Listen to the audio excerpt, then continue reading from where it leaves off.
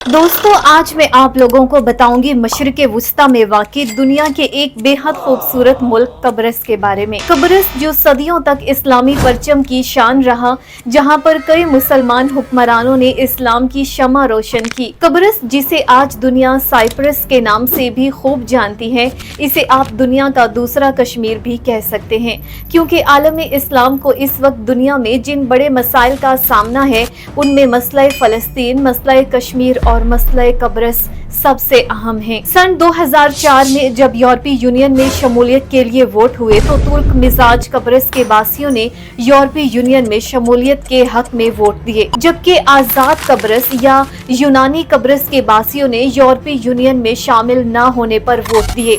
मगर दुनिया के ठेकेदारों की मुनसिफाना कार्रवाई कुछ यूं हुई कि जिन्होंने यूरोपीय यूनियन के हक में वोट दिए थे, उन्हें छोड़कर यूनानी फरमा रवाओं को यूरोपीय यूनियन में साथ मिला लिया। कब्रस की अगर हम मुख्तसर तारीख पर नजर दौड़ाएं तो ये खित्ता भी माजी में रूमियों की सल्तनत का हिस्सा हुआ करता था। रोमी सल्तनत के खात्मे के बाद ये बाज़नतीनी सल्तनत का हिस्सा बना दिया गया।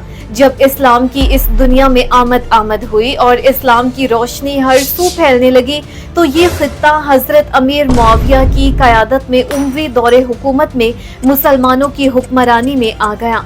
सन 1191 में इंग्लिस्तान के बादशाह रिचर्ड अव्वल, जिसे रिचर्ड शेरदिल के नाम से मकबूलियत हासिल है, उसकी क़यादत में यह इलाका मसीही हुक्मरानों के कब्जे में चला गया और यूं इस जजीरे पर ममलिकत कब्रस की बुनियाद रखी गई। सन 1489 में ये इलाका अतालवी हुक्मरानों की क़यादत का हिस्सा बना तो 1571 में उस्मानी हुक्मरान लाला मुस्तफ़ा की ज़ेरे क़यादत उस्मानियों ने दोबारा से इस जजीरे को फतह करते हुए इसे इस्लामी सल्तनत में शामिल कर लिया। सन 1878 में बरतानिया और उस्मानियों के दरमियान एक खुफिया मुआहिदा हुआ, जिसके बाद कब्रस का कंट्रोल बरतानवी हुक्मरानों के पास चला गया। 1914 में कब्रस को बाकायदा एक बरतानवी नौ आबादी का एजाज हासिल हुआ और ये जजीरा हर तरह से बरतानिया के कब्जे में चला गया। दूसरी जंग अजीम के बाद तुर्कों ने जमहूरिया कब्रस को वापस तुर्किया का हिस्सा बनाने की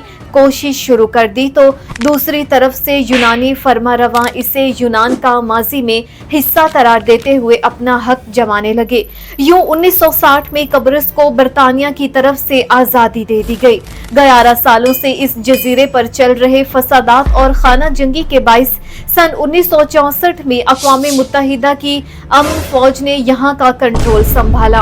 अक़वाम मुत्तहिदा की फौज का बड़ा मकसद इस जजीरे से तुर्कों की आबादी को खत्म करना या बेदखल करना था। अक़वाम मुत्तहिदा और दुनिया के दूसरे ममालिक बराह रास्त तुर्किया की कब्रस पर हुकूमत को नहीं मानते, जबकि तुर्किया मुसलसल 37 सालों से यहाँ पर हुकूमत को सपोर्ट कर रहा है। तुर्किया के अलावा दुनिया के दूसरे किसी भी मुल्क के शुमाली कब्रस के साथ सिफारती ताल्लुकात कायम नहीं हो सके। 1 मई 2004 को जमहूरिया कब्रस को यूरोपीय यूनियन की रुकनियत मिली। रिपब्लिक ऑफ साइप्रस यानी जमहूरिया कब्रस, जिसे दुनिया आज़ाद मानती है, यूरोपीय यूनियन में शमूलियत के बाइस वहाँ इस वक्त यूरो करेंसी चलती है, जबकि तुर्क जमहूरिया शुमाली कब्रस में टर्किश लीरा करेंसी का इस्तेमाल होता है। 1974 में मुल्क का सबसे बड़ा हवाई अड्डा जो निकोसिया शहर में था बंद हो गया था, लेकिन अब भी 2 इंटरनेशनल एयरपोर्ट काम करते हैं, जबकि मुल्क के दोनों हिस्सों में कायम और चल रहे हैं।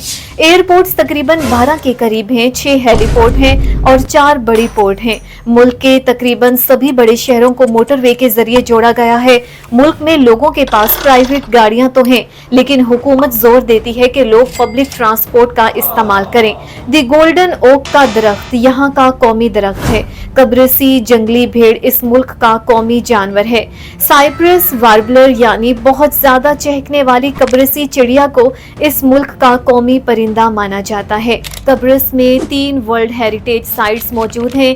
कब्रस में साल के 340 दिन धूप का राज रहता है। यही वजह है कि इस मुल्क को आइलैंड ऑफ द सन भी कहा जाता है। कब्रस के लोग अपनी खूबसूरती और फैशन पर बहुत ज्यादा तवज्जो توجہ دیتے ہیں۔ یہی وجہ ہے کہ آپ کو ملک میں ہیئر ڈریسر اور بیوٹیشین کے دفتر جگہ جگہ دکھائی دیتے ہیں۔ ترکیہ کی طرح قبرص کے ساحلوں کو بھی صاف ستھرائی کی وجہ سے بلو فلیگ مل چکا ہے۔ یہی وجہ ہے کہ قبرص میں غیر ملکی سیاحوں کا سب سے پہلا ٹھہراؤ قبرص کے بیچز ہوتے ہیں۔ پاکستان وقت کے لحاظ سے قبرص سے 2 گھنٹے آگے ہے، جبکہ یہ ملک پاکستان سے 3379 کلومیٹر کی دوری پر آباد ہے۔